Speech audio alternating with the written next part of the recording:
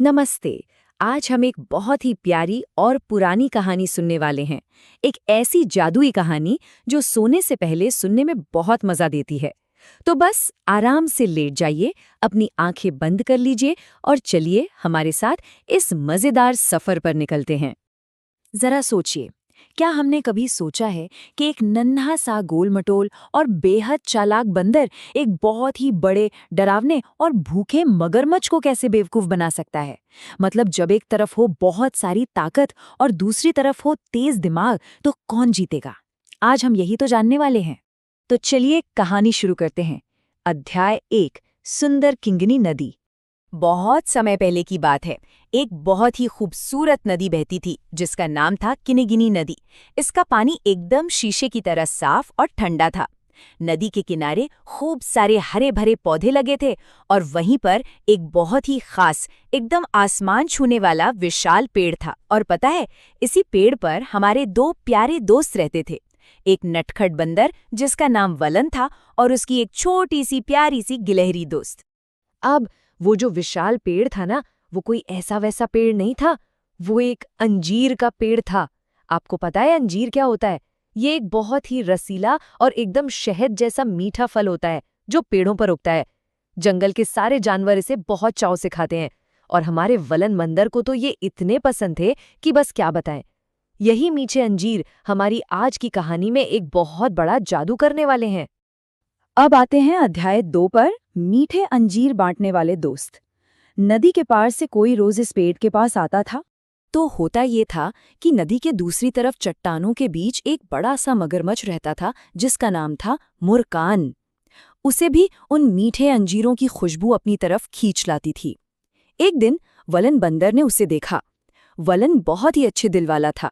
उसने पेड़ के ऊपर से ही खुशी से आवाज दी, ये लो, मैं तुम्हें भी एक अंजीर दूंगा। क्या तुम्हें भूख लगी है? और उसने अपना स्वादिष्ट खाना उस भूखे मगरमच्छ के साथ बांट लिया।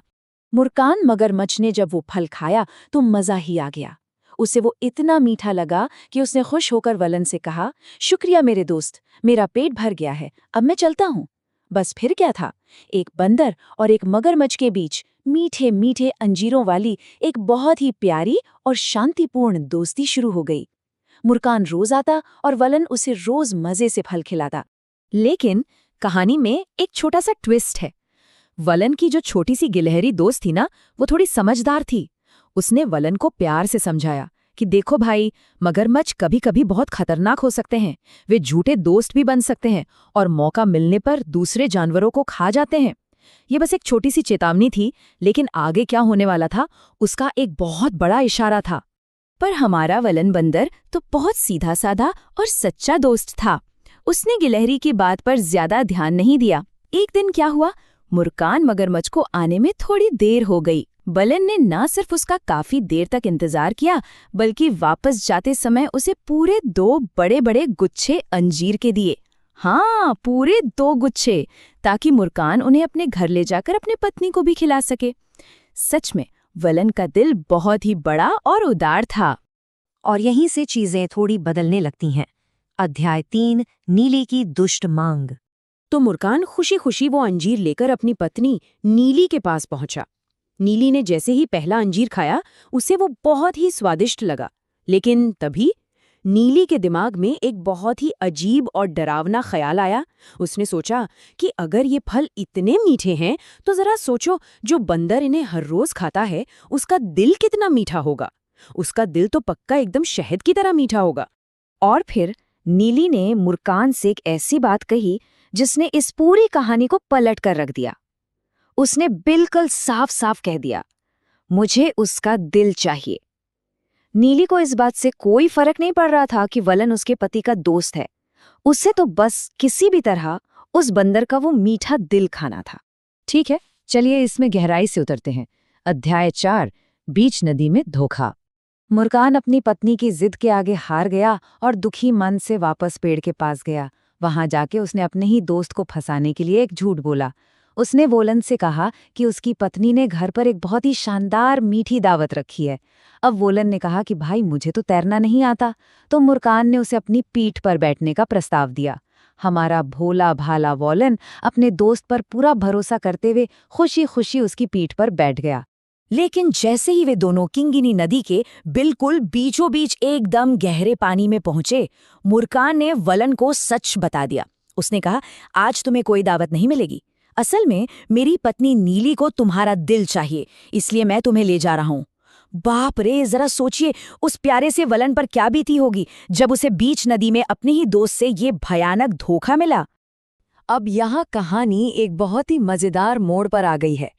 चारों तरफ गहरा पानी है, नीचे एक मगरमच्छ है और वलन को तो तैरना भी नहीं आता। वलन इस गहरे पानी से कैसे बचेगा? चलिए कुछ पल के लिए रुकते हैं। क्या हम सोच सकते हैं कि ऐसा क्या तरीका हो सकता है जिससे ये नन्हा बंदर अपनी जान बचा सके?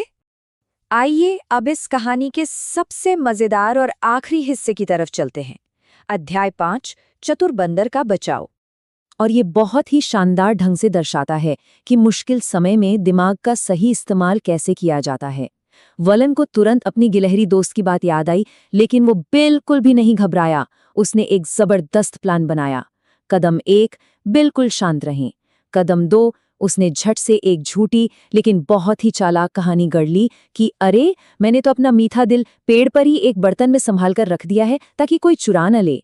और कदम 3, उसने बहुत ही मासूमियत से मगरमच्छ से कहा कि दोस्त वापस मुड़ो ताकि हम उसे ले आए। वलन ने एकदम मजेदार और शांत आवाज में मुर्कान से कहा, अरे दोस्त, अगर तुमने मुझे पहले बताया होता तो मैं उसे साथ ले आता। चलो वापस चलकर उसे ले आते हैं।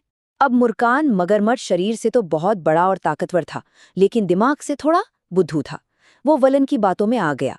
उसे सच में लगा कि बंदर अपना दिल शरीर से निकालकर पेड़ पर रख सकते हैं, और वो बेवकूफ मगरमच्छ वापस किनारे की तरफ मुड़ गया। यहाँ हम दोनों के बीच का अंतर बहुत ही साफ साफ देख सकते हैं। एक तरफ है हमारे वलन की चतुराई, उसकी तेज सोच की वजह से वो इतने गहरे पानी और खतरे से बिल्कुल सुरक्षित बच गया। और दूसरी तरफ मुर्कान की मूर्खता, उसने ये बेवकूफ़ी भरी बात सच मान ली कि कोई अपना दिल पेड़ पर छोड़ सकता है। और सबसे बड़ी बात, अपने इस धोखे और लालच के चक्कर में उसने एक बहुत ही सच्चा और अच्छा दोस्त हमेशा हमेशा के लिए खो दिया। तो जैसे ही मुर्कान के नारे पर पहुंचा, वलन ने एक जोरदार छलांग लगाई और फुर्ती से अपने सुरक्षित अंजीर के पेड़ पर चढ़ गया। उसने मगरमच्छ को खूब डांट लगाई और उसे हमेशा के लिए वहां से भगा दिया। वो धोखेबाज मगरमच्छ मुंह लटकाए किंगनी नदी से चला गया। और उसके बाद हमारा चतुर वलन और उसकी प्यारी गिलहरी दोस्त दोनों अपने उसी मीठे अंजीर के पेड़ पर खुशी खुशी और एकदम सुरक्षित रहने लगे। कहानी के इस मोड़ पर हमारे पास सोचने के लिए एक बहुत ही प्यारी सी बात है। जरा सोचिए, जब कोई दोस्ती धोखे से टूट जाती है तो क्या वो कभी सच में दोबारा जुड़ सकती है, या फिर कभी कभी अपने मीठे अंजीर के पेड़ों पर अपने सच्चे दोस्तों के साथ ऊंचे और सुरक्षित रहना ही सबसे अच्छा होता है।